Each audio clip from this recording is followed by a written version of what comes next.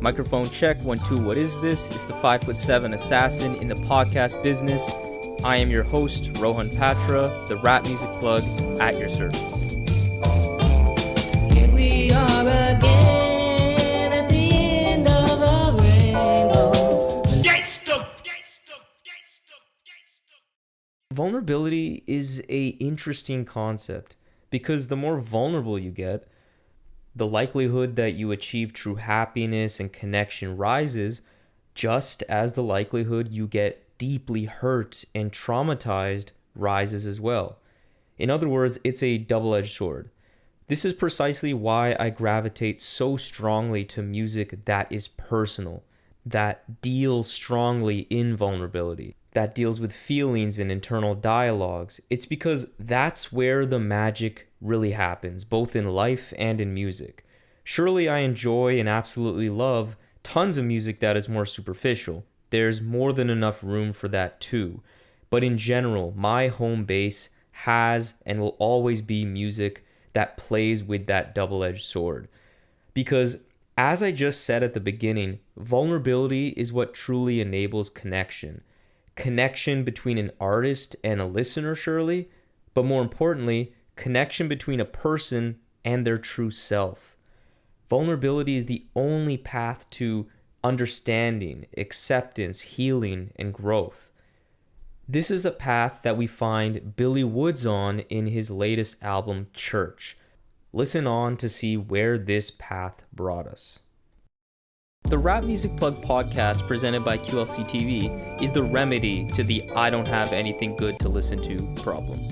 Through in-depth album and song reviews, as well as artist interviews and general rap commentary sprinkled in between on all of what the mainstream and underground rap scenes have to offer, this is your one-stop shop to knowing what to add to your queue, play next, or pop into your record player. Welcome to the show.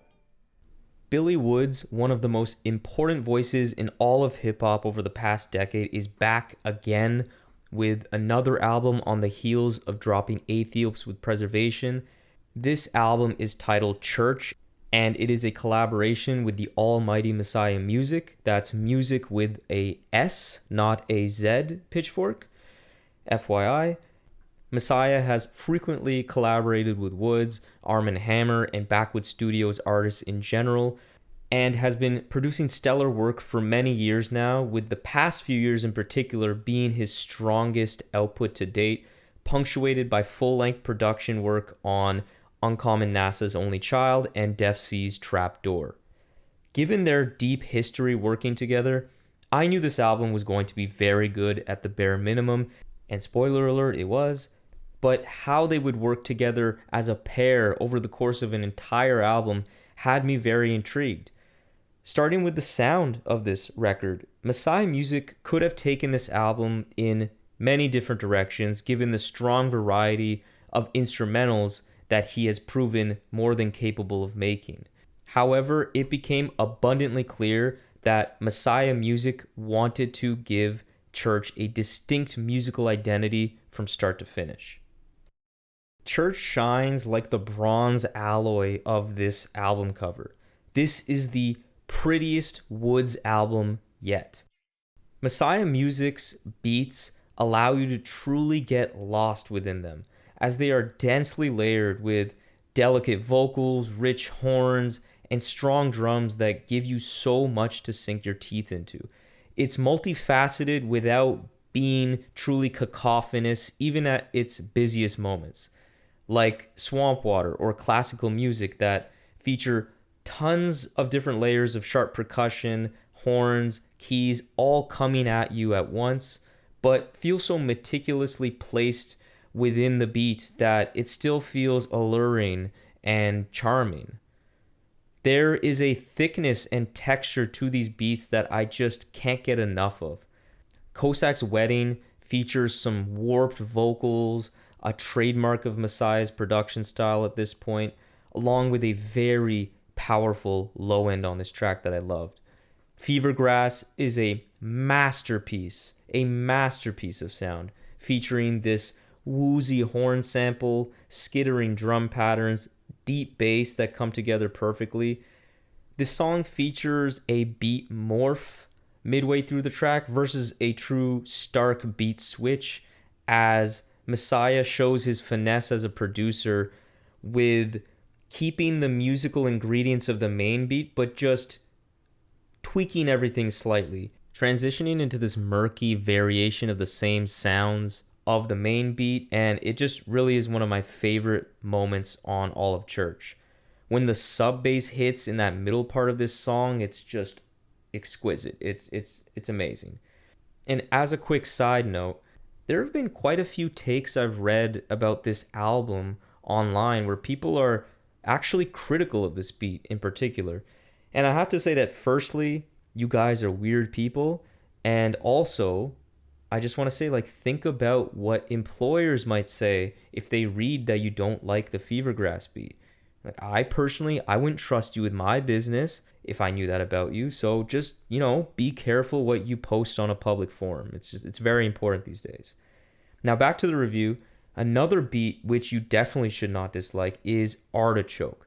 It features this absolute earworm of a vocal sample that never gets old, with this very unique drum pattern that fits so nicely, gives a really nice rhythm to this track. Originally, it was a part of the Fantastic White Label compilation from Arm & Hammer, but this song sounds way more at home on this record, given the nocturnal vibe overall on this album.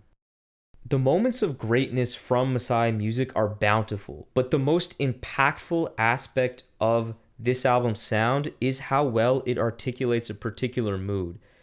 And on this album, that mood is often despondent, melancholy, and above all, deeply intimate. Messiah delivers exceptionally beautiful beats in Puerto Rico and All Jokes Aside that immediately put you in this tender and vulnerable state well before Woods ever utters a single line. Instrumentals exist as this dreamy, hypnotic fog that cloaks the bluesy rhymes of Woods. And not only do the beats successfully get that melancholy tone across, they also bake in a degree of continuity as well. Reminiscent of Terror Management in this sense, the lyricism and songwriting is looser and less structured on Church, where songs can dart from one seemingly isolated tangent to another. However, unlike the more musically scattered and varied Terror Management, Messiah crafts a consistent cloud of atmosphere that serves as the real glue to this record, giving Church solid footing for the listener to navigate the murky waters of what Woods has to say. Church is truly a prime example of the greatness that can come when the raps and beats are perfectly in sync. Within the smoky haze of the Church soundscape, Woods reveals more of himself than he ever has before. Even more so than on Hiding Places, Woods is focused so deeply inward. Church sounds like we've been granted access into the safe Woods mentions on All Jokes Aside, a never-before-seen look into the man behind the mask, or in this case, the man behind the blurred face or covered face, where we get disparate but ultimately connected personal stories from the backwoods ringleader. Church is a highly intimate 37 minutes of perspective and reflection, where Woods takes a stroll down memory lane in a way that differs from previous personal glimpses that we've been given on past albums. For example, with Hiding Places again, his most personal album up until the release of Church, his honesty was delivered with more bombast, fervor, and dry humor. Think of songs like Big Fake Laugh or Red Dust. Whereas here on Church, Woods is more straightforward in his confessional nature. He's more grounded, without as much humor or subversion included to cushion the blow. The Church experience is akin to weed versus alcohol.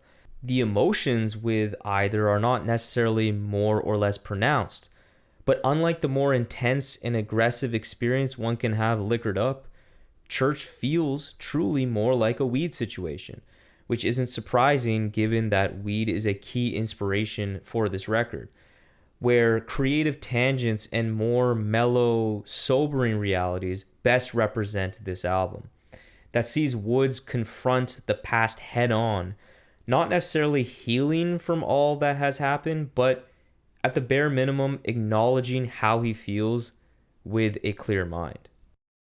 Church sees Woods confront his own mortality with a deep vulnerability that I don't think we've seen from him to this degree. On all jokes aside, the isolation and loneliness is so palpable, with what I'd characterize as one of, if not the most emotionally charged moment of his entire career. He is so direct and bare in reflection that it genuinely takes me aback, even as a longtime listener of Billy Woods. Hearing his voice crack a bit in that final chorus of this track gives me goosebumps every single time. On Church, this vulnerability displayed from Woods zeroes in on an underestimated component of much of the work of Billy Woods, which is his relationships with women. And on this album, this subject matter rises to the forefront. Throughout this record, Woods gives us small glimpses into his relationships with women, his previous mistakes, as well as communicating a clear desire, a yearning, if you will, to feel a sense of connection and love with another woman. On Magdalene, Woods recounts what seems to be a story of a previous lover that is getting beaten by their current boyfriend, where he drives a lengthy distance to try and save her. Throughout this verse, you can catch a ton of key details that suggest this woman has a particular hold on him, to say the least. Even if the situation to get her back in his life is extremely difficult, he's still driving to what seems like another city to do so, which unfortunately ends in him getting ghosted, a familiar occurrence as he states in his verse, leaving him alone far from home, which is again a familiar place as he states in this verse. The overall narrative paints this picture of Woods really just, for a lack of a better word, desperate for connection. So much so that he drives off a cliff in anger to end this song and this album. It's a startling way to end the record, but more importantly, it illuminates this deep hurt and love that has unfortunately escaped Woods throughout his life. At least that's what we're led to believe. This point actually comes to a head and culminates a couple tracks earlier on Puerto Rico. There's a line on Puerto Rico that encapsulates the sincere vulnerability displayed on this album so beautifully, where Woods raps, "I lie 'cause I loved her, I never crossed my heart." This part plainly makes my eyes well up. Woods has touched on relationships, heartbreak many times in his illustrious career, but it's mostly in a dry, bitter, or resentful kind of way. But I don't think he's been so overtly romantic and earnest as he is so consistently on Church. It's on this song too where he sort of blurs this line between talking about a relationship that is no longer, death, his rap career, and bone-chilling nuggets of history related to what was done to victims of slavery. Like when he rapped, "My uncle told me they can't bury that many bodies. They burned them in piles. It was dark. I could see his teeth. It wasn't a smile." Wow. On paper, a song like this sounds like a mess, though. Sounds like it's just touching on too many things. It's way too scatterbrained to make any impact. But with Woods, he threads the needle so well, so effortlessly, that you don't even notice what he's just done. Woods' more stream of consciousness, non sequitur style is interesting on this album because it gives him a degree of flexibility where he can take a song in any direction that he'd like at the drop of a dime. On the same song, Woods can zero in on a seemingly innocuous tangent that somehow holds some deeper weight upon further examination, one of his calling cards, or he can talk about something his uncle told him one day that somehow ties into the theme of the song. In the hands of a writer as skilled as Woods, the fruits of this lyrical style are simply endless. One of the reasons Woods can use such a lyrical approach, something that I described as slippery, I believe, in the previous Aethiopes review, is due to his exceptional scene-setting rhymes. Like on Paraquat, where he raps, looking at the city like jihadis in the cockpit. Just in that simple line, he's painting a picture with such effective detail that really resonates. And another key reason this kind of lyricism works so well with Woods is that he has become so concise in thought, and this is something that has only improved with time. Woods gives us on one single bar on Artichoke, just one, a perfect summation of an entire and accurate perspective when encountering transphobic rhetoric, where he raps, "A lot of rappers worry about gender bending. I just people ask the question." Perfect. That's exactly the right energy. Why are we wasting our time looking at rappers who wear a dress on occasion versus looking at the people who seem so damn concerned with these guys being gender fluid or expressing their identity in whatever way they please? On Paraquat, another great example, he raps, "Whitey hit Hiroshima, then he doubled back." This is a simple line, but it amazes with just how blunt and crass it is, showcasing just how grotesque the US's bombing of Nagasaki really was. What Woods writes can often feel a bit hard to grasp on the first few listens. While not being the most abstract or lyrically complex writer there is, understanding how certain verses or lines fit into the bigger picture of a song can take some time. That's precisely what happened with me and Woods' verse on Magdalene, for example. But there is a masterful clarity and method to the madness in how Woods approaches his lyricism on Church that connects all of the pieces together, that makes this kind of writing on this record some of his absolute best work yet, and also distinguishes it from the rest of his discography, and specifically his most recent album from earlier this year, Aethiopes. Because unlike that album, which felt like a concise statement on how Woods interprets society, history, and the effects this has all had on him and his people, Church doesn't really focus on what's around him nearly as much. The connective tissue on Church is simply Woods himself, as he explores various memories of loss, isolation, exercising them, if you will, in song form. It's why Church feels like it was made for one person and one person only, and that is Woods himself. Now, when it comes to what I didn't fully love about Church, the criticisms are minor, but there are a few. For one, I think it loses a bit of pace after a hot start and prior to concluding with its true emotional peaks. Although the songs in that stretch are still great, they aren't all home runs like the beginning and ending of this album is. There is unnecessary fat in that minute plus long skit at the beginning of Frankie, which, yes, fits in with the weed theme of this record, but it's kind of a drag to listen to after the first listen. I don't really enjoy it. The beat is very interesting, but that's not enough. Fuchsia and Green, while being a great song in its own right, kind of feels like an odd fit on this album in particular, since it's not nocturnal or moody as the rest of this album is. The same can be said with Magdalene, but the difference with that is that it was at the end of the album. Therefore, it kind of felt like this cool, triumphant feeling beat that sends this album off for good. It kind of made sense as a conclusion, whereas with Fuchsia and Green, it doesn't really fit musically.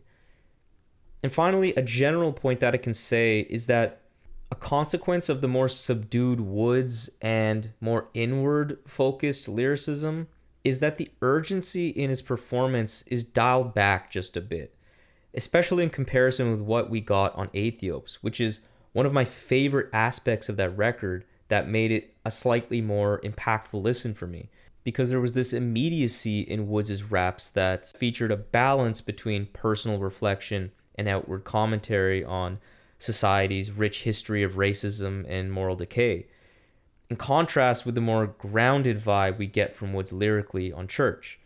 At the end of the day, though, it's a bit of a give and take situation, because that same grounded lyrical vibe is what gives power to the honest reflection that I just spent so much time saying I loved from Woods on this album as well. So it's not really a case of something lacking in execution. It's just kind of the yin and yang of how these things work. Overall, Church marks the conclusion of what has been a ridiculous run for Billy Woods that we will look back on and marvel. Considering his solo work, along with what he has done as part of Arm & Hammer, as well as Brass with More Mother, to say these past few years have been historic would be a gross understatement. I already concluded my review of Aethiopes by saying he is my choice for greatest artist of all time. So I guess I will just have to conclude this review by saying, just say he's the best. Let's not argue. So there we have it. Another episode of the Rap Music Plug podcast presented by QLC TV. I hope this episode gave you some new perspectives and insights into what the greatest art form known to man in hip-hop music has to offer. If you want to support the show in the most meaningful way possible, it would be my absolute honor to have you as a patron in the new Rap Music Plug podcast Patreon. Through this Patreon, you will be getting exclusive content such as bonus episodes, exclusive album recommendations, exclusive playlists, early access to episodes, and more.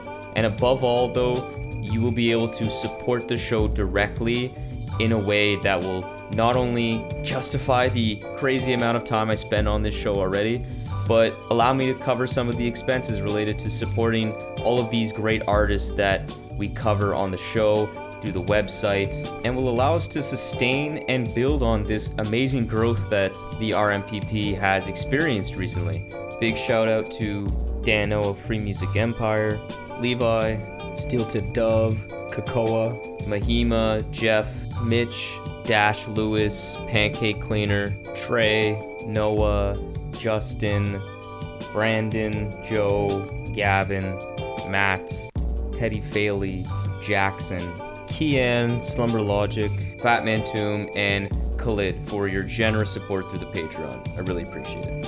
So if you have any questions about any of the Patreon stuff, or just want to keep tabs on the show, interact with me on rap music and all the great stuff that we can talk about, follow me on Twitter and Instagram at rapmusicplugpod, or shoot me an email at qlctv.podcast@gmail.com. You can also rate and review the show on Apple Podcasts and subscribe on YouTube and Spotify as well.